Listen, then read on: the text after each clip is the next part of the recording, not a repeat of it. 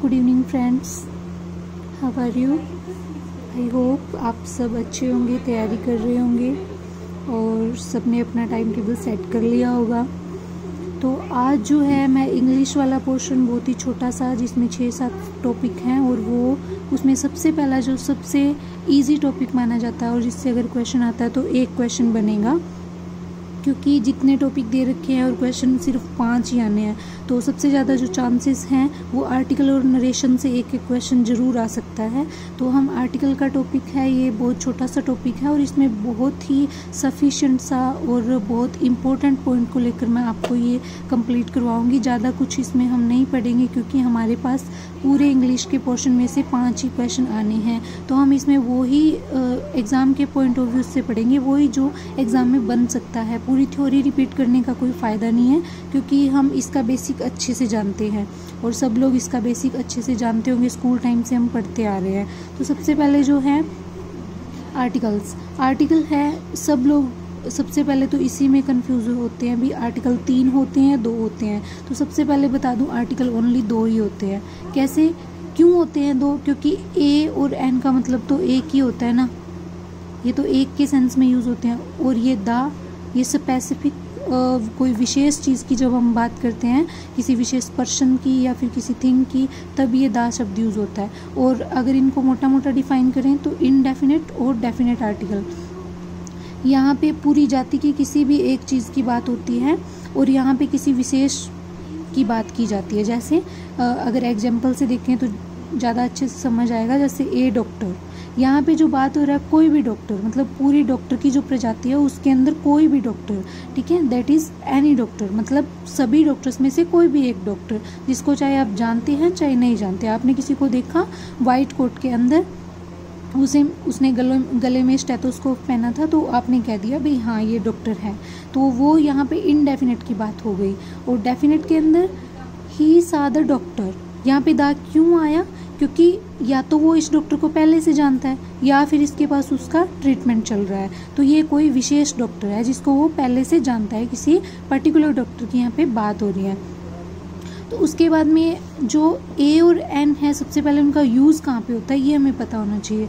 तो ये सिंगुलर के काउंटेबल के साथ काउंटेबल नाउन होनी चाहिए और सिंगुलर होनी चाहिए। सबसे पहले ये सिंगुलर नहीं होता, कोई बहुत सारे जो पर्सन है इसको सिंगुलर बोलते हैं, सिंगुलर होता है, इसका प्रोनाउंसिएशन जो है सिंगुलर होता है। तो ये सिंगुलर काउंटेबल के साथ यूज़ होता है। आपको पता है एक चीज़, ये वोवल साउंड के साथ, ये कॉन्सोनेंट के साथ एक चीज़ की बात करेंगे तो वो काउंटेबल हो जाएगा और सिंगुलर हो जाएगा, क्योंकि एक मतलब सिंगल।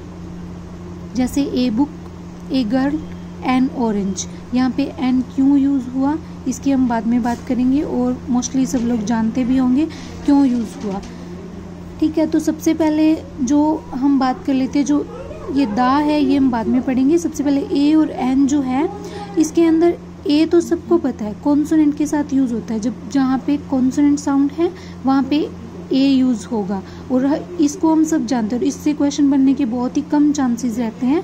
एन जो है ये सब लोग कंफ्यूज रहते हैं, वोवल साउंड, सब वोवल साउंड तो बोल देते हैं लेकिन वोवल साउंड के अंदर ये लिख लेते हैं ए, ई, आई, ओ, यू। और सब क्या ढूंढते हैं, बस कोई भी शब्द लिखा हुआ है, कोई भी स्पेल है तो उसका पहला अक्षर ढूंढेंगे और उसी को लगा देंगे, भले ही उसका साउंड कुछ भी आ रहा हो, ठीक है। तो इसी में कंफ्यूज रहते हैं कि ए, ई, आई, ओ, यू जहाँ पे दिख गया, मतलब जहाँ पे वोवल दिख गया वहीं पे क्या आएगा, एन यूज़ कर देंगे। ऐसा नहीं होता, यहाँ पे वोवल साउंड की बात हो रही है, वोवल साउंड की। जैसे हम जो हिंदी में जो वर्णमाला पढ़ते हैं उसके अंदर जो स्वर होते हैं ना, वो वाले साउंड, ए, आ, ई, इस तरह से, ठीक है। मतलब इंग्लिश के अंदर 44 साउंड्स होते हैं, ठीक है, कॉन्सोनेंट और वोवल के मिला के 44 साउंड्स होते हैं।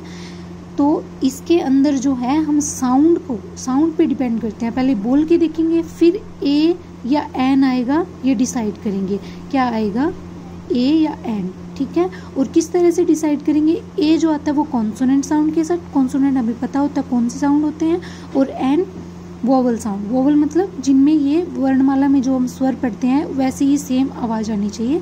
जैसे अभी पीछे ये उदाहरण था, एन ऑरेंज, ठीक है। तो ओ की आवाज़ आ रही है, हमने सिर्फ ये नहीं देखा, हमने सिर्फ ये नहीं देखा कि ओ लिखा हुआ है, वोवल है, तो हम यहाँ पे एन यूज़ कर दें, नहीं, हमने इसको बोल के देखा, ओ की आवाज़ आ रही है तो ही हम एन यूज़ करेंगे, ठीक है।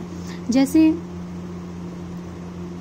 ये बहुत मतलब जो है इसमें बहुत कंफ्यूज होते हैं, इसमें हम लगा देते हैं एन, ठीक है, एन लगा देते हैं, लेकिन ये गलत है। क्यों?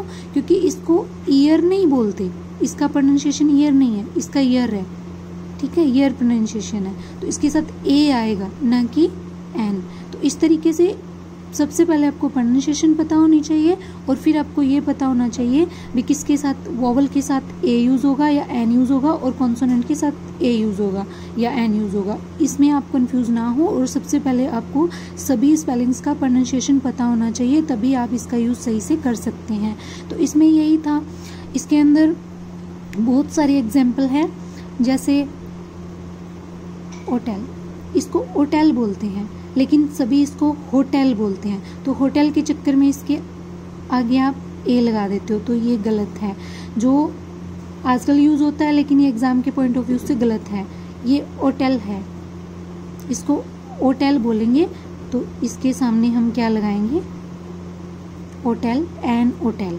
ये एग्ज़ाम के, ये जो कोलोक्वियल लैंग्वेज होती है, बोलचाल की होती है, उसमें ये सही है, सही मान लिया जाएगा मॉडर्न इंग्लिश के हिसाब से, लेकिन जो एग्ज़ाम का पॉइंट ऑफ व्यू है उसके हिसाब से ये वाला सही माना जाएगा।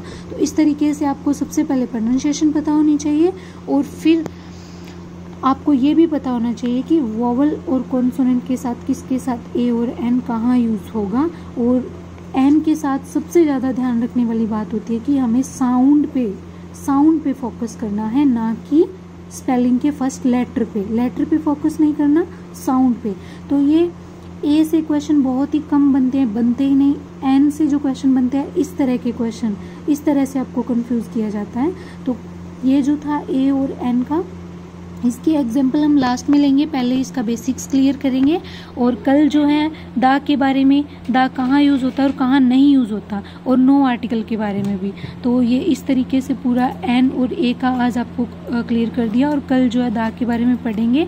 और वीडियो पसंद आए तो लाइक करें, सब्सक्राइब करें। और इंग्लिश का पूरा का पूरा पोर्शन जो है रीड लेवल फर्स्ट के लिए, मेंस के लिए मैं करवाने वाली हूँ, क्योंकि उसमें बहुत ही कम टॉपिक और बहुत ही ईजी है, छोड़ने से अच्छा है उनको कर लिया जाए। 5 क्वेश्चन आने हैं आपके 10 मार्क्स के, और जो आर्टिकल है इसमें से एक क्वेश्चन जरूर बनेगा। हम उन्हीं एग्जाम्पल्स को करेंगे जिन बुक से एग्जाम्पल उठाए जाते हैं, फॉरेन राइटर की बुक से एग्जाम्पल लेंगे हम।